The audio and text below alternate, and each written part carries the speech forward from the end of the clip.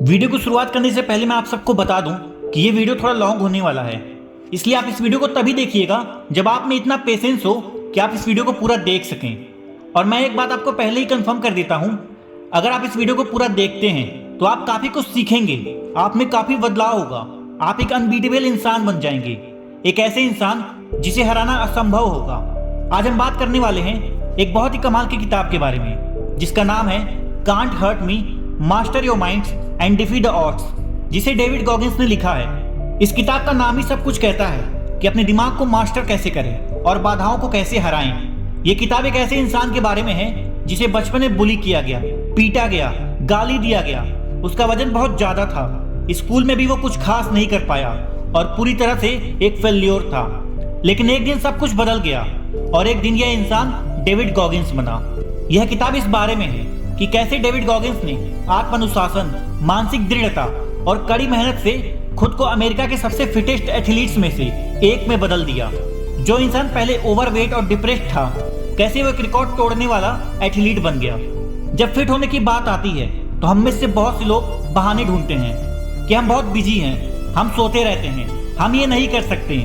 लेकिन क्या होता है जब हम बहाने बनाना बंद कर देते हैं? डेविड गॉगिंस ने बहाने बनाना बंद किया और अपनी जिंदगी को 100% देना शुरू किया। अगर आप सभी ने इनका नाम सुना है तो शायद इसीलिए क्योंकि वो एयरफोर्स सर्विसमैन और नेवल सील रह चुके हैं और वो 24 घंटे में सबसे ज्यादा पुलअप का गिनीज वर्ल्ड रिकॉर्ड भी तोड़ चुके हैं। वो जीवित रहने वाले सबसे कठिन लोगों में से एक हैं। इन सालों में डेविड गॉगिंस ने बहुत से महत्वपूर्ण सबक सीखे हैं जिसे उन्होंने इस बुक में शेयर किया है, जिसे हम डिटेल में समझेंगे। इस बुक में 11 चैप्टर्स दिए गए हैं और हर चैप्टर के साथ एक चैलेंज दिया गया है, जो डेविड चाहते हैं कि अगर हम अपनी जिंदगी को लेकर सीरियस हैं, अपने जीवन को बदलना चाहते हैं, एक अनबीटेबल इंसान बनना चाहते हैं, तो उन चैलेंज को एक्सेप्ट करें और अपने जीवन में लागू करें। तो पहला चैप्टर है I should have been a statistic. Goggins का बचपन दूसरों बच्चों की तरह नहीं था। जैसे दूसरे बच्चे हंसते खेलते मजे से बचपन को जीते हैं, पर डेविड को ऐसी बचपन नहीं मिली थी। उनके पिता उन्हें बहुत अब्यूज करते थे। वो अपने पिता के पास एक गुलाम की तरह रहते थे। उनके पिता हिंसक थे। वो छोटी छोटी बात पे उन्हें और उनकी माँ को बुरी तरह मारा करते थे। डेविड के पिता किसी भी ऐसी चीज में पैसा खर्च करना जरूरी नहीं समझते थे जिनमें उनका निजी फायदा ना हो। इसीलिए वो लोग कभी डॉक्टर के पास इलाज करने नहीं जा पाते थे। जब डेविड 8 साल के थे तो उनकी माँ उनके पिता से तंग आ चुकी थी और वो उसे लेकर इंडियाना चली गई। लेकिन वहां उनकी जिंदगी और भी बदतर हो गई। वहां डेविड अकेला अश्वेत लड़का था। सब लोग उससे नफरत करते थे और हमेशा उसे नेग्रो कहकर बुलाते थे। बहुत से लड़के उसे बुली करते थे, बार बार उस पर गन भी तान देते थे और उसके साथ मारपीट करते थे। अपने पिता के हाथों झेले अब्यूज के कारण डेविड को सदमा के सिम्टम्स आने लगे। वो हकलाने लगे। इसके साथ भेदभाव और बुलिंग के कारण उसे स्ट्रेस और डिप्रेशन हो गया। डेविड के बाल गिरने लगे और स्किन पर सफेद चकत्ते भी पड़ने लगे। उनका कॉन्फिडेंस पूरी तरीके से गिर गया था। वो हीन भावना से पीड़ित हो गए थे, जिसकी वजह से वो हमेशा दुखी रहने लगे थे। इस चैप्टर का चैलेंज ये है कि ऐसे काम की लिस्ट बनाएं जो आपके लिए चैलेंज है। कौन सी बात आपको रोक रही है? क्या बहाने आप बना रहे हैं? क्या परेशानी या लिमिटेशंस आज आप फेस करते हैं? खुद को रोके नहीं, खुद के साथ अच्छा बनने की कोशिश भी ना करें। जब उन सारी बातों को और चीजों को आप जानेंगे तभी आप उसे बदल पाएंगे। दूसरा चैप्टर है ट्रुथ हर्ट्स। जिंदगी मुश्किल है, यह हमेशा आपके साथ फेयर नहीं रहेगी। जो अभी आपके साथ हो रहा है वो आपकी वजह से ही हो रहा है। आपके जीवन में जो कुछ भी हो रहा है उसके लिए आप खुद को जिम्मेदार ठहराएं। इससे आपकी जिंदगी आपके कंट्रोल में रहेगी।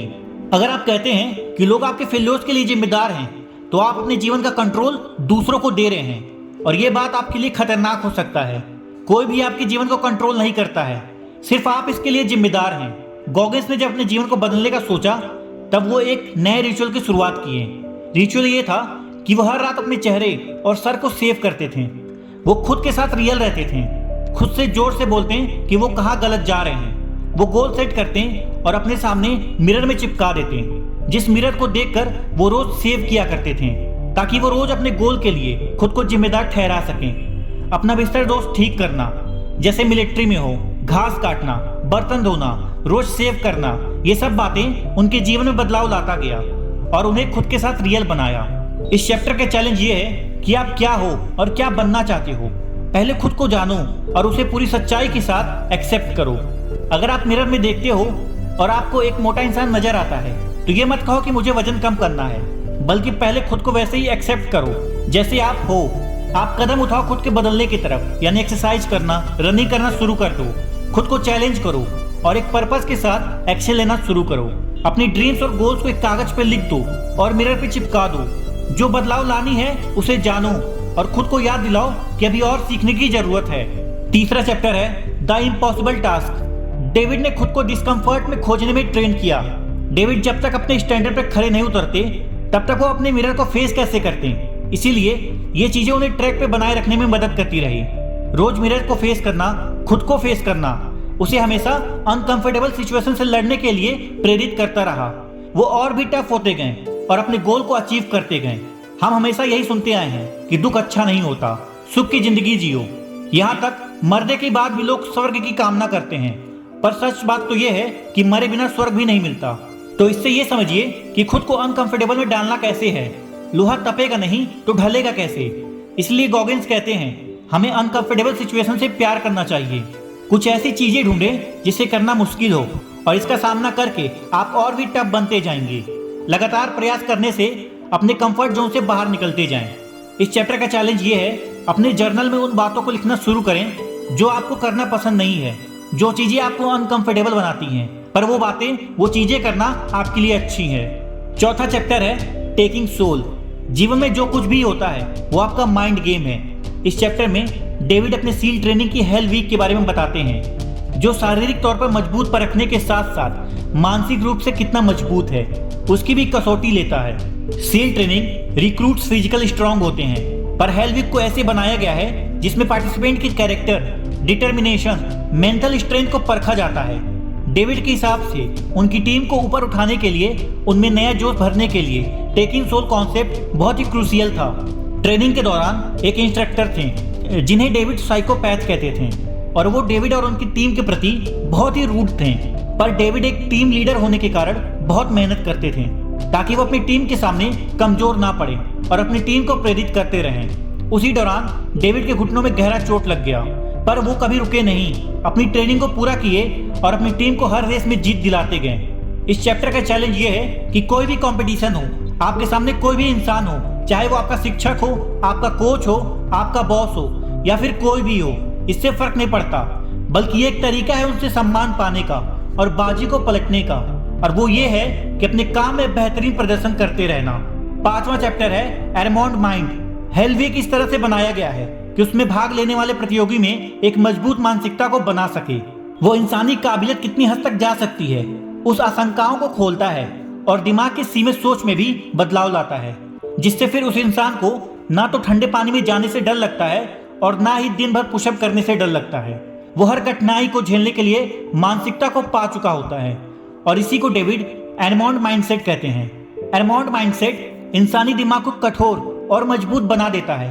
वो अपने दिमाग के सभी डर, इनसिक्योरिटीज के जड़ तक पहुंचकर उसे पार कर जाता है। ये ऐसी सोच बना देता है जहां इंसान के साथ जितनी भी कठिनाइयां आए, वो कठिनाइयां उसे तोड़ नहीं सकती। हेल वीक के दौरान डेविड का पैर टूट गया था और उनके इंस्ट्रक्टर बहुत ही क्रूल थे। वो कभी नहीं चाहते थे कि डेविड हेल वीक को पूरा कर सके, पर डेविड इन सब से रुके नहीं। वो चुनौतियों को एक्सेप्ट करते थे और चुनौतियों को वो बहुत ही पसंद करते थे। उनकी परफॉर्मेंस डे बाय डे और भी बेहतर होती गई।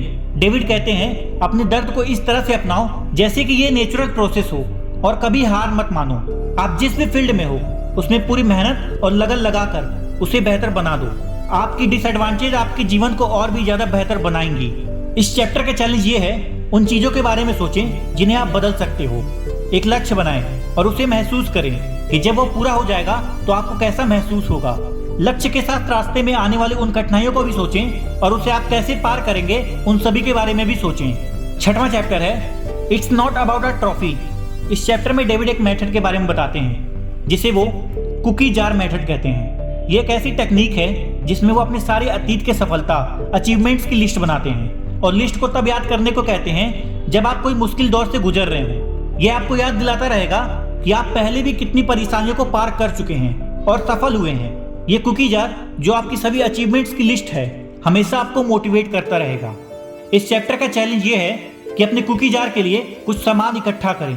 अपनी पिछली सभी जीत, हर सफलता, फर्क नहीं पड़ता कि वो कितनी बड़ी या कितनी छोटी है, ना सिर्फ उपलब्धि बल्कि वो मुसीबतें भी जिन्हें आपने दूर किया है।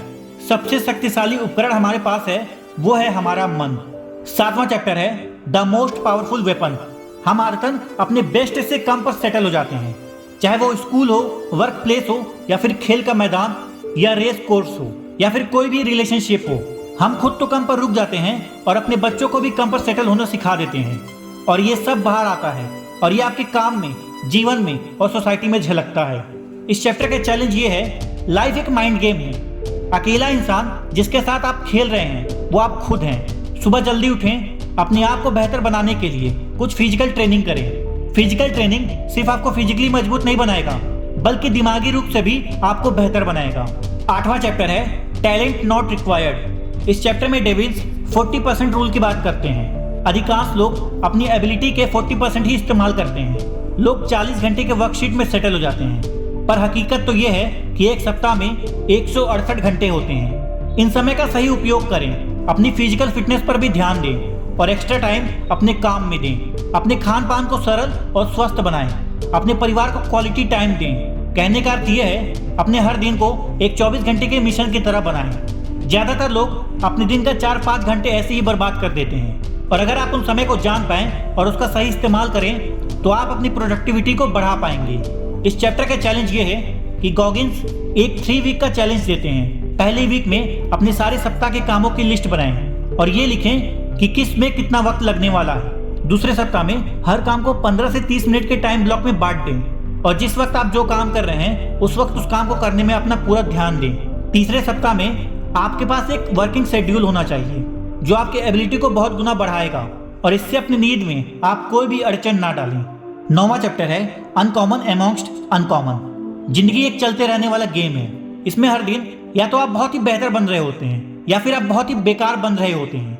सफर में मिल रही हर छोटी बड़ी जीत को सेलिब्रेट करें और फिर एक नए गोल और एक नए रूटीन बना लीजिए और उसे पाने के लिए फिर से शुरुआत कीजिए। इस चैप्टर का चैलेंज ये है, अपने आसपास के लोगों से बेहतर होने के लिए जो हो सकता है वो करें, और अगर आप पहले से ही बहुत अच्छा कर रहे हैं तो आप नंबर 1 बनने की तैयारी में लग जाएं। 10वां चैप्टर है the empowerment of failure. Goggins delta training pass करने वाले थे, पर वो चूक गए क्योंकि उनका ध्यान थोड़ी देर के लिए भटक गया था और इसके बाद पुलअप्स लगाकर वो वर्ल्ड रिकॉर्ड बनाने में फेल हो गए। तब वो आफ्टर एक्शन रिपोर्ट बनाए थे। कोई भी काम करने के बाद उसे एनालाइज जरूर करें। फर्क नहीं पड़ता कि आप उसमें सफल हुए या फिर असफल, ये आपको नई दिशा दिखाएगी। असफलता भविष्य में मिलने वाली सफलता के लिए एक स्टेपिंग स्टोन का काम करता है। ज्यादातर लड़ाइयाँ हमारे दिमाग में हारी या जीती जाती हैं। जब हम अपने आप में होते हैं तब हम अकेले नहीं होते हैं, हमारे विचार हमारे साथ होते हैं। इसीलिए अपने विचारों पर नियंत्रण रखें। ध्यान दें कहीं कोई विचार आपको बर्बाद ना कर दे।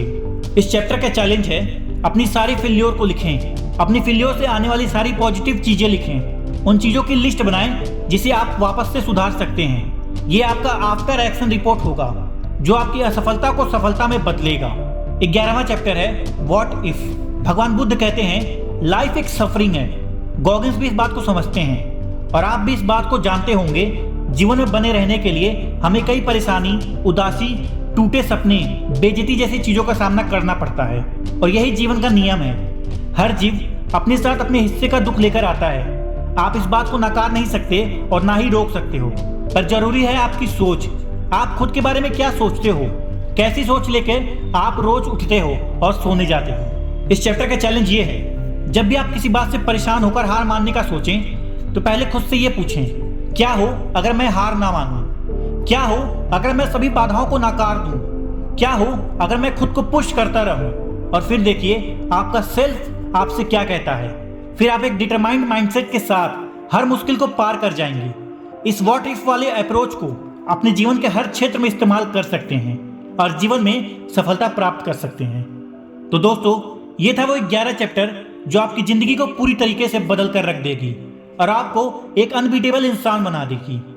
Wish you all the very best.